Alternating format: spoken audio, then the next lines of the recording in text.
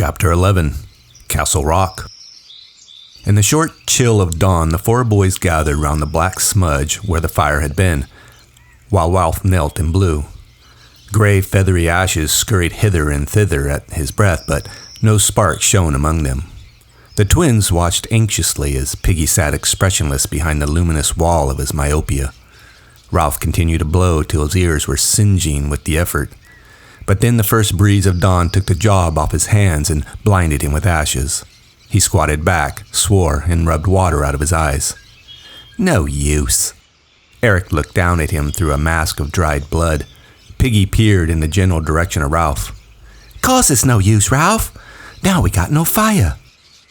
Ralph brought his face within a couple of feet of Piggy's. "Can you see me?" "A bit." Ralph allowed the swollen flap of his cheek to close his eye again. "They've got a fire." Rage shrilled his voice. "They stole it." "That's them," said Piggy. "They blinded me, see? That's Jack Merridew. You call an assembly, Ralph. We got to decide what to do." "An assembly for only us? It's all we've got. Sam, let me hold on to you." They went toward the platform. "Blow the conch," said Piggy. "Blow as loud as you can." The forest re-echoed, and birds lifted, crying out of the treetops as on that first morning ages ago. Both ways the beach was deserted. Some little ones came from the shelters. Ralph sat down on the polished trunk, and the three others stood before him. He nodded, and Sam and Eric sat down on the right. Ralph pushed the conch into Piggy's hands. He held the shiny thing carefully and blinked at Ralph. "Go on, then." "I just take the conch to say this. I can't see no more, and I got to get my glasses back. Awful things has been done on this island. I voted for you for chief. He's the only one who ever got anything done. So now you speak, Ralph, and tell us what. Or else—" Piggy broke off, sniveling. Ralph took back the conch as he sat down. "Just an ordinary fire? You'd think we could do that, wouldn't you? Just a smoke signal so we can be rescued? Are we savages or what? Only now there's no signal going up. Ships may be passing. Do you remember how we went hunting and the fire went out and a ship passed by? And they think he's best as chief. Then there was... That's his fault too. If it hadn't been for him, it would never have happened. Now Piggy can't see, and they came stealing." Ralph's voice ran up. "At night, in darkness, and stole our fire. They stole it. We'd have given them fire if they'd asked, but they stole it, and the signal's out, and they can't even be rescued. Don't you see what I mean? We have given them fire for themselves, only they stole it. He paused lamely as the curtain flickered in his brain. Piggy held out his hands for the conch. "What you gonna do, Ralph? This is just talk without deciding, and I want my glasses." "I'm trying to think. Supposing we go, looking like we used to, washed and hair-brushed. After all, we aren't savages, really, and being rescued isn't a game." He opened the flap of his cheek and looked at the twins. "We could smarten up a bit and then go. We ought to take spears," said Sam. "Even Piggy, because we may need them." "You haven't got the conch." Piggy held up the shell. "You can take spears if you want, but I shan't. What's the good? I'll have to be led like a dog anyhow. Yes, laugh, go on, laugh. There's them on this island as would laugh at anything. And what happened? What's grown-ups gonna think? Young Simon was murdered. And there was that other kid that had a mark on his face. Who's seen him since we first come here? Piggy, stop a minute. I got the conch. I'm going to that Jack Merridew and tell him I am." "You'll get hurt." "What can he do? More than he has. I'll tell him what's what. You let me carry the conch, Ralph. I'll show him the one thing he hasn't got." Piggy paused for a moment and peered round at the dim figures. The shape of the old assembly, trodden in the grass, listened to him. "I'm going to him with this conch in my hands. I'm going to hold it out. Look, I'm going to say, 'You're stronger than I am, and you haven't got asthma. You can see.' And I'm going to say, 'And with both eyes.' But I don't ask for my glasses back, not as a favor. I don't ask you to be a sport. I'll say, not because you're strong, but because what's right's right. Give me my glasses, I'm going to say. You got to." Piggy ended, flushed and trembling. He pushed the conch quickly into Ralph's hands, as though in a hurry to be rid of it, and wiped the tears from his eyes. The green light was gentle about them, and the conch lay at Ralph's feet, fragile and white. A single drop of water that had escaped Piggy's fingers now flashed on a delicate curve like a star. At last Ralph sat up straight and drew his hair back. "All right, you can try if you like. We'll go with you." "He'll be painted," said Sam timidly. "You know how he'll be. He won't think much of us. If he gets waxy, we've had it." Ralph scowled at Sam. Dimly he remembered something Simon had said to him once, by the rocks. "Don't be silly," he said. And then he added quickly, "Let's go."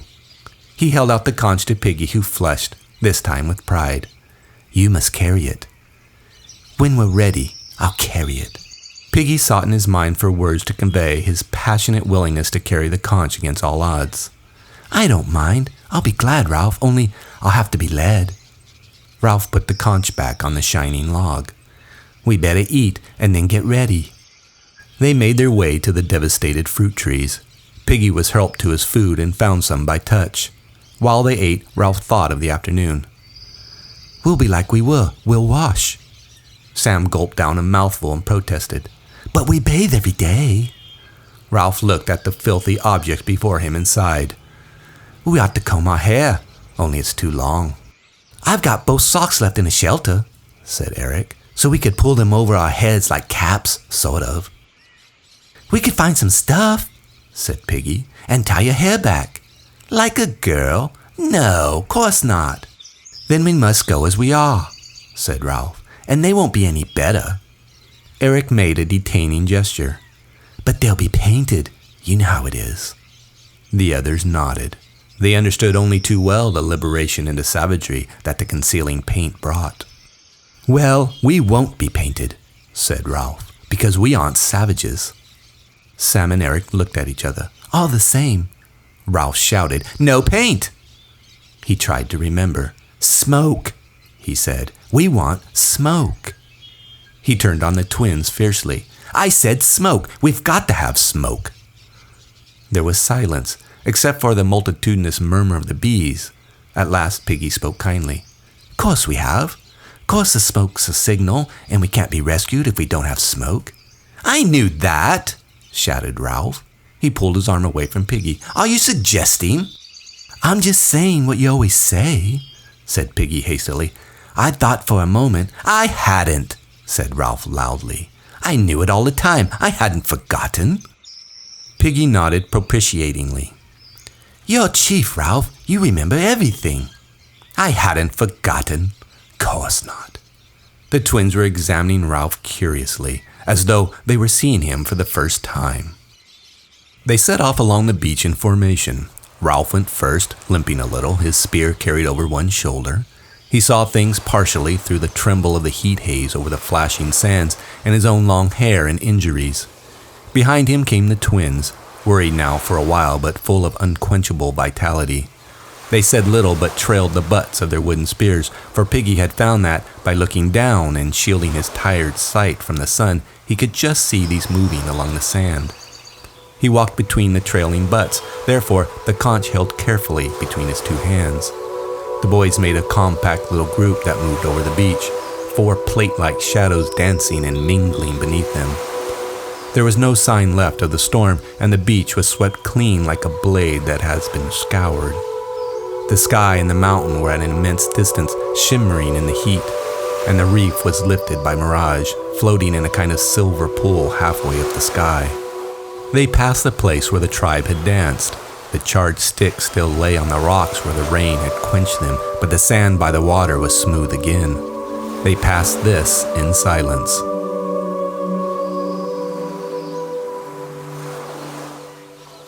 No one doubted that the tribe would be found at the Castle Rock, and when they came in sight of it, they stopped with one accord. The densest tangle on the island, a mass of twisted stems, black and green and impenetrable, lay on their left, and tall grass swayed before them. Now Ralph went forward. Here was the crushed grass where they had all lain when he had gone to prospect. There was a neck of land, the ledge skirting the rock, up were the red pinnacles. Sam touched his arm. Smoke. There was a tiny smudge of smoke wavering into the air on the other side of the rock. Some fire, I don't think. Ralph turned. What are we hiding for? He stepped through the screen of grass onto the little open space that led to the narrow neck. "You two follow behind. I'll go first, then Piggy a pace behind me. Keep your spears ready." Piggy peered anxiously into the luminous veil that hung between him and the world. "Is it safe? Ain't there a cliff? I can hear the sea. You keep right close to me." Ralph moved forward onto the neck. He kicked a stone and it bounded into the water. Then the sea sucked down, revealing a red, weedy square 40 feet beneath Ralph's left arm. "Am I safe?" quavered Piggy. "I feel awful." High above them, from the pinnacles, came a sudden shout, and then an imitation war cry that was answered by a dozen voices from behind the rock. "Give me the conch and stay still." "Halt! Who goes there?" Ralph bent his head and glimpsed Roger's dark face at the top. "You can see who I am," he shouted. "Stop being silly." He put the conch to his lips and began to blow. Savages appeared, painted out of recognition, edging around the ledge toward the neck. They carried spears and disposed themselves to defend the entrance. Ralph went on blowing and ignored Piggy's terrors. Roger was shouting, "You mind out, see?" At length, Ralph took his lips away and paused to get his breath back. His first words were a gasp, but audible. "Calling an assembly!" The savages guarding the neck muttered among themselves but made no motion. Ralph walked forwards a couple of steps. A voice whispered urgently behind him. "Don't leave me, Ralph." "You kneel down," said Ralph sideways, "and wait till I come back." He stood halfway along the neck and gazed at the savages intently. Freed by the paint, they had tied their hair back and were more comfortable than he was. Ralph made a resolution to tie his own hair back afterwards. Indeed, he felt like telling them to wait and doing it there and then, but that was impossible. The savages sniggered a bit, and one gestured at Ralph with his spear. High above, Roger took his hands off the lever and leaned out to see what was going on. The boys on the neck stood in a pool of their own shadow, diminished by shaggy heads. Piggy crouched, his back shapeless as a sack. "I'm calling an assembly!" Silence. Roger took up a small stone and flung it between the twins, aiming to miss. They started and Sam only just kept his footing. Some source of power began to pulse in Roger's body. Ralph spoke again loudly. "I'm calling an assembly!" He ran his eyes over them. "Where's Jack?" The group of boys stirred and consulted. A painted face spoke with the voice of Robert. "He's hunting, and he said we weren't to let you in. I've come to see about the fire," said Ralph, "and about Piggy's specs." The group in front of him shifted and laughter shivered outwards from among them. Light, excited laughter that went echoing among the tall rocks. A voice spoke from behind Ralph. "What do you want?" The twins made a bolt past Ralph and got between him and the entry. He turned quickly. Jack, identifiable by personality and red hair, was advancing from the forest. A hunter crouched on either side. All three were masked in black and green. Behind them, on the grass, the headless and paunched body of a sow lay where they had dropped it. Piggy wailed, "Ralph, don't leave me." With ludicrous care, he embraced the rock, pressing himself to it above the sucking sea. The sniggering of the savages became a loud, derisive jeer. Jack shouted above the noise, "You go away, Ralph. You keep to your end. This is my end and my tribe. You leave me alone." The jeering died away. "You pinched Piggy's specs," said Ralph breathlessly. "You've got to give them back." "Got to? Who says?" Ralph's temper blazed out. "I say, you voted for me for chief. Didn't you hear the conch? You played a dirty trick. We'd have given you fire if you've asked for it." The blood was flowing in his cheeks, and the bunged-up eye throbbed. "You could have had fire whenever you wanted, but you didn't. You came sneaking up like a thief and stole Piggy's glasses." "Say that again." "Thief! Thief!" Piggy screamed. "Ralph, mind me!" Jack made a rush and stabbed at Ralph's chest with his spear. Ralph sensed the position of the weapon from the glimpse he caught of Jack's arm and put the thrust aside with his own butt. Then he brought the end around and caught Jack a stinger across the ear. They were chest to chest, breathing fiercely, pushing and glaring. "Who's a thief?" "You are!" Jack wrenched free and swung at Ralph with his spear. By common consent, they were using the spears as sabers now, no longer daring the lethal points. The blow struck Ralph's spear and slid down to fall agonizingly on his fingers. Then they were apart once more, their positions reversed. Jack toward the castle rock and Ralph on the outside toward the island. Both boys were breathing very heavily. "Come on then, come on!" Truculently, they squared up to each other but kept just out of fighting distance. "You come on and see what you get! You come on!" Piggy, clutching the ground, was trying to attract Ralph's attention. Ralph moved, bent down, kept a wary eye on Jack. "Ralph, remember what we came for. The fire. My specs." Ralph nodded. He relaxed his fighting muscles, stood easily, and grounded the butt of his spear. Jack watched him inscrutably through his paint. Ralph glanced up at the pinnacles, then toward the group of savages. "Listen, we've come to say this. First, you've got to give back Piggy's specs. If he hasn't got them, he can't see. You aren't playing the game." The tribe of painted savages giggled, and Ralph's mind faltered. He pushed his hair up and gazed at the green and black mask before him, trying to remember what Jack looked like. Piggy whispered, "And the fire." "And yes, then about the fire. I say this again. I've been saying it ever since we dropped in." He held out his spear and pointed at the savages. "Your only hope is keeping a signal fire going as long as there's light to see. Then maybe a ship will notice the smoke and come and rescue us and take us home. But without the smoke, we've got to wait till some ship comes by accident. We might wait years, till we're old." The shivering, silvery, unreal laughter of the savages sprayed out and echoed away. A gust of rage shook Ralph. His voice cracked. "Don't you understand, you painted fools? Sam, Eric, Piggy, and me, we aren't enough. We tried to keep the fire going, but we couldn't. And then you, playing at hunting." He pointed past him to where the trickle of smoke dispersed in the pearly air. "Look at that. Call that a signal fire? That's a cooking fire. Now you'll eat and there'll be no smoke. Don't you understand? There may be a ship out there." He paused, defeated by the silence and the painted anonymity of the group guarding the entry.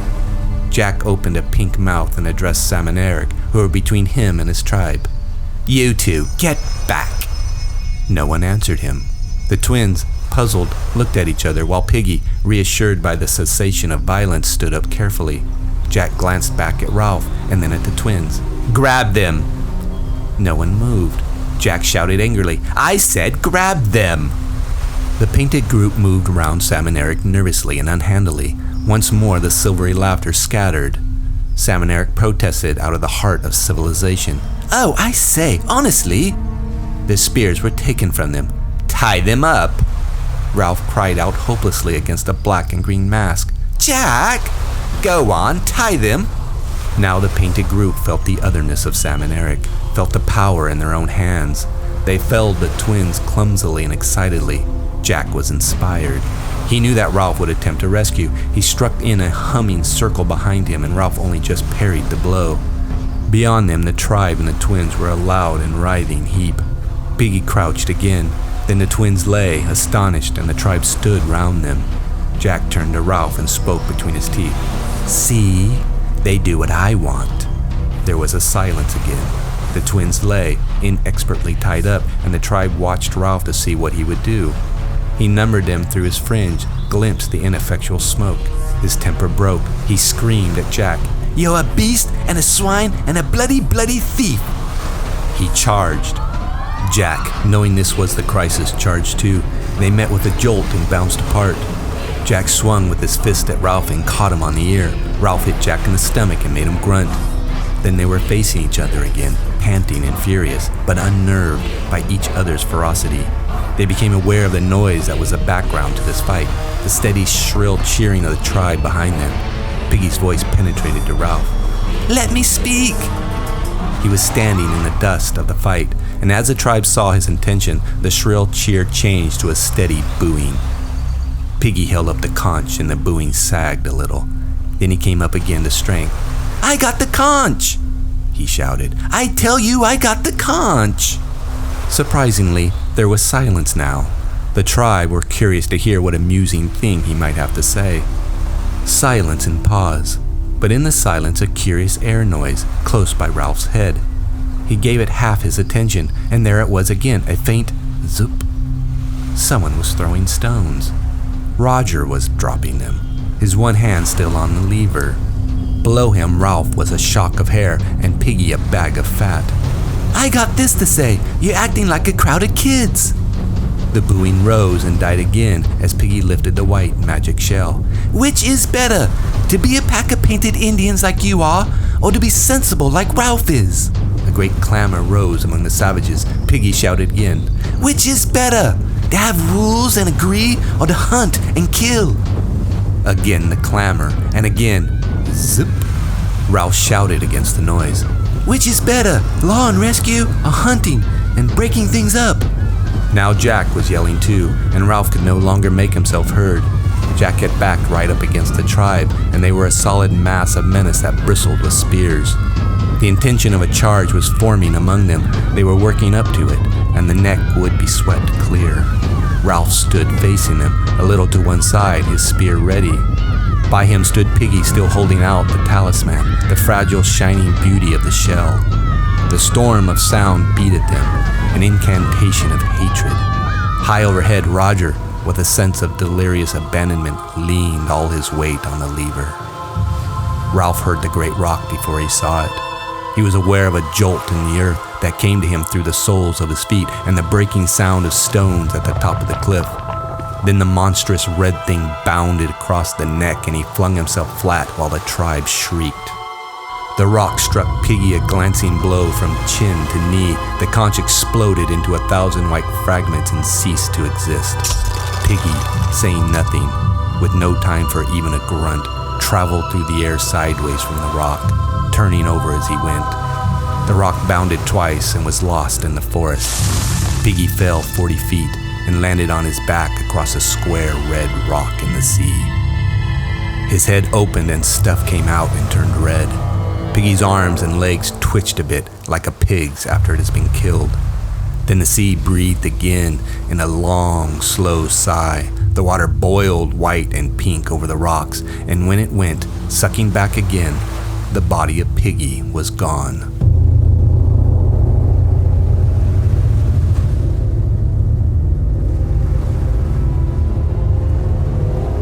This time, the silence was complete. Ralph's lips formed a word, but no sound came. Suddenly, Jack bounded out from the tribe and began screaming wildly. See, that's what you'll get. I meant that. There isn't a tribe for you anymore. The conch is gone." He ran forward, stooping. "I'm chief."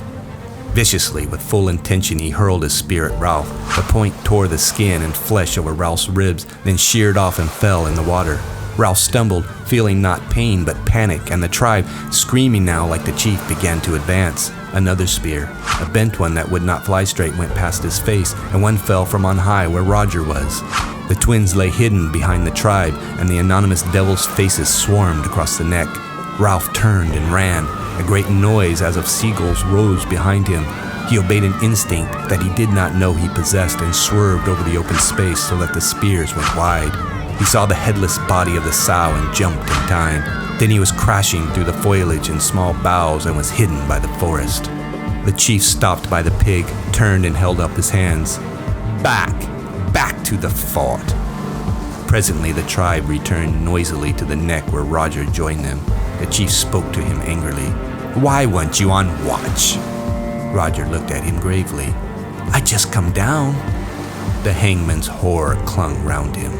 The chief said no more to him, but looked down at Sam and Eric. "You got to join the tribe." "You let me go, and me." The chief snatched one of the few spears that were left and poked Sam in the ribs. "What do you mean by it, eh?" said the chief fiercely. "What do you mean by coming with spears? What do you mean by not joining my tribe?" The prodding became rhythmic. Sam yelled, "That's not the way!" Roger edged past the chief, only just avoiding pushing him with his shoulder. The yelling ceased, and Sam and Eric lay looking up in quiet terror. Roger advanced upon them as one wielding a nameless authority.